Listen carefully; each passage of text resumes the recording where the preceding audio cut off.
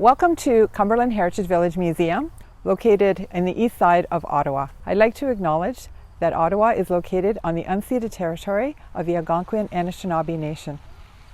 For those who haven't been to the museum before, we give a glimpse into rural life of Eastern Ontario based in the 1920s and the 1930s. For visitors to the museum, we offer demonstrations of our heritage trades, such as at our sawmill. You can see lumbering in place. You can also see our blacksmith in operation, our print shop operating on printing presses, as well as our pump factory. For those who want a calmer existence, we also offer more of the domestic side of things because we have 30 heritage buildings on site, and you're welcome to explore these buildings. Really popular with our visitors are our heritage breed farm animals. And for those who have a green thumb, we have plenty of gardens to explore. We have our wildlife gardens, our heirloom vegetable gardens, as well as our herb gardens. Certainly something for everybody to explore. Whether you want to come for an hour or want to come for a day, bring your picnic and enjoy the grounds. We hope to welcome you soon to Cumberland Heritage Village Museum. Hi, I'm Ruby and I work at Cumberland Heritage Village Museum, and this is where we are today. I work in animal husbandry, so that means I take care of the animals here, make sure they're happy and healthy. First of all, I'll introduce you to our horses here. So this is Maple, is a 5-year-old Clydesdale, and her son Murdoch, who is 4 months old. So all of our animals here we borrow from the Heritage Livestock Club of Eastern Ontario. The farmers are nice enough to lend us their animals for the summer so that we can raise some awareness about heritage breeds and how they're going extinct. They're breeds that pander to the needs of those times. So, for example, our Dexter cattle are good for meat and milk. So a family in the 1920s and 30s in the Depression era, it would have been a really useful animal for them to have. So once we lose those breeds, you can't get them back again. And we lose part of our history of Canada. So blacksmithing, it's a very important trade in small villages because people didn't have all access to different parts that were made. People needed repairs, people needed tools. Here, we're set in a setting of 1920s and 30s, so kind of at the end of the lifespan of the blacksmith and his useful age. It's important to carry this trade because it was handed down mostly father to son at the time. The apprenticeship was always done in a family or in a very small shop orientation, kind of like you would have seen here. Generally, a place this size would have had a blacksmith like myself and an apprentice to keep the shop running at all times. In a village, he was probably one of the most important persons to see, because if anything was broken, it wasn't available at the store. You couldn't just walk into any kind of department store, pick something up off the shelf and bring it home with you. So not only was the availability a problem, but also having the necessity of this piece. You didn't have 12 pieces of the same identical tool or anything else. When you're talking about household items, there could have been anything from your fireplace tools to anything that would have been used in metalwork or ornamental. Hinges, any bracket, shelving units, locking devices, tumblers, all kinds of stuff that you basically use every day in the house that wasn't available. Again, door latches are something that was very common because you couldn't buy them, you had to make them. They weren't available on the shelf. Hinges were the same. Mostly tools anywhere around the barn would have been made by a blacksmith. Anything around your property, be it gates out front or a sign out front, could have been made by a blacksmith. Ornamental work, such as gates themselves even, would have been made by a blacksmith. He didn't sell very much items over the counter.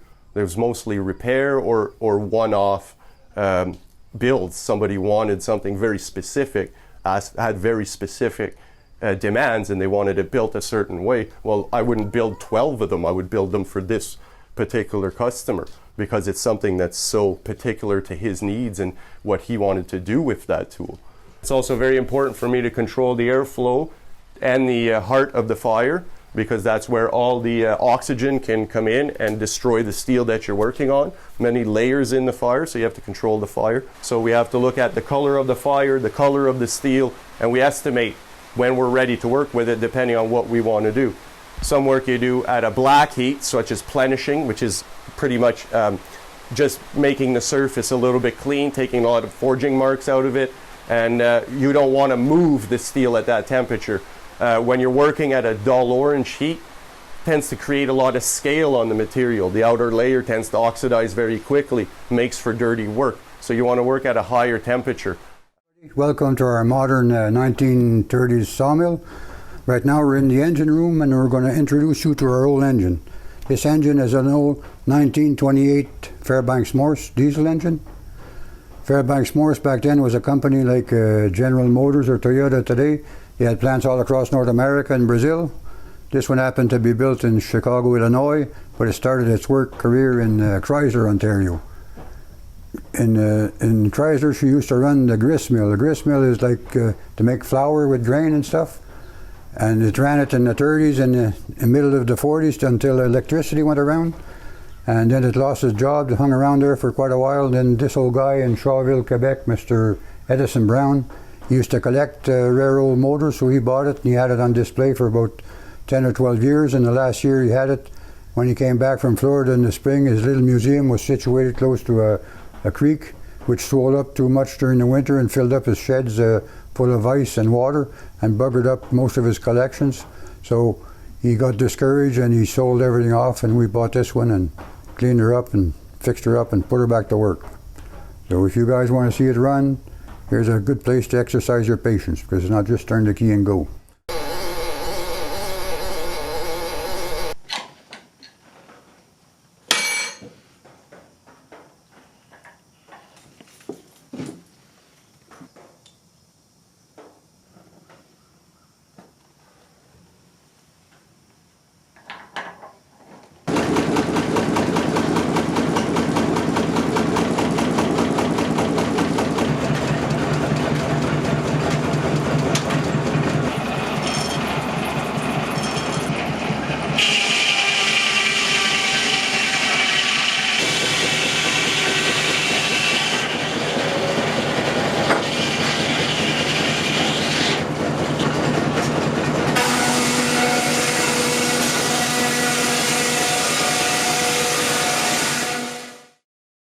Hi, my name is Sue Glebensky. I'm a heritage specialist here at the Cumberland Village Heritage Museum. I've worked here for nearly 10 years, and my area of speciality is here at the print shop, where I set the type, and once the type is all set and locked up, then I'll put it on one of our presses and print some products so that we can then show and give to our visitors so that they have an understanding of how print shops worked in the 1920s and 30s. So in front of me here is what's called a California job case. It is a 2/3 size case, so that means that it's a little smaller than the standard cases. And in the same way that you have memorized your keyboard on a computer, I have memorized the lay of the case, as it's called. So in other words, these letters that are all set are not alphabetical in order. They are set by the frequency of use. So if I needed to spell the word the, for example, I know that the T's are all here, the H's are all here, and the E's are all here. And every time I set letters, I'm reading it from right to left and upside down. Once I have filled this stick up, I will put it into a galley, such as the one that's here. And once I have filled up all of my type and written the text that I needed to write, I will put away my composing stick and my type case, and I will get ready to lock it up for the pressing. Here we have type that I've set and organized into notepads, but I've set them into a big chase, and I've organized it so that these 4 little notepads will fit onto a standard letter size sheet. I'm going to lock all of these loose letters in place, because if I don't, they'll all fall down and then we'll have to start over again. I've locked and put tension all over the chase so that these letters should be firmly in place. And to test this, before I put it on the press, I'm going to lift it up and make sure that there doesn't seem to be anything loose. Nope. And it's ready to go onto the press. So I've locked everything up. Now I'm going to fit it onto the press. This is a beautiful 1927 Chandler and Price platen press. It was also known as a clamshell press because of its motion. So the press is now, or the type is now locked onto the press. I've already put some purple ink on the press, and we'll show you how this beauty works. So in 1927, by then, the company had actually invented an electric motor to go on a press that previously would have been operated by a foot treadle. But since by the end of the First World War, the company was working with electricity, it just needed to get the flying wheel going a little.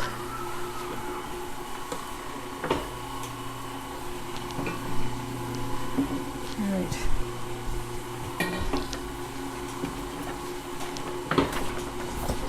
So it's a hand-fed press, which means that there's a certain amount of caution that has to be exercised when working the press. Each paper is individually fed into the press and taken out. So this electric motor is a variable speed, so I can slow it down or speed it up. At its maximum, it can print 1,800 copies per hour when there's an automatic hand or paper feeder. If you think of Christmas cards or greeting cards that would have many different colors, imagine that every time we wanted to print a color, we had to wash the press and change the color. And it meant that you had to run the paper through the press twice or 3 times, or however many colors you opted to use. So part of my job is every time I run it, I usually have to do some troubleshooting, because it's a 100-year-old press, things start to wear out, and we have to try and figure out how to keep it going in good shape when parts are not that easy to find.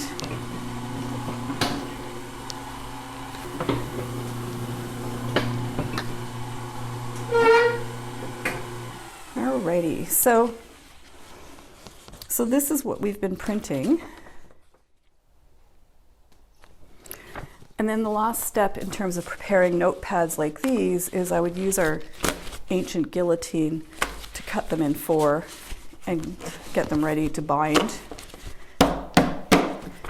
So this guillotine dates to about 1890, and it was manufactured in Toronto. Mm-hmm. So the idea in operating this would be to clamp down your paper so that it's locked in place. And then you had to use this lever, which would bring down the blade, cut a bunch of notepads, and they're not evenly cut. I would trim them, but once we glue them along the top, they're ready to give out, and we give these as souvenirs for visitors who come to the site.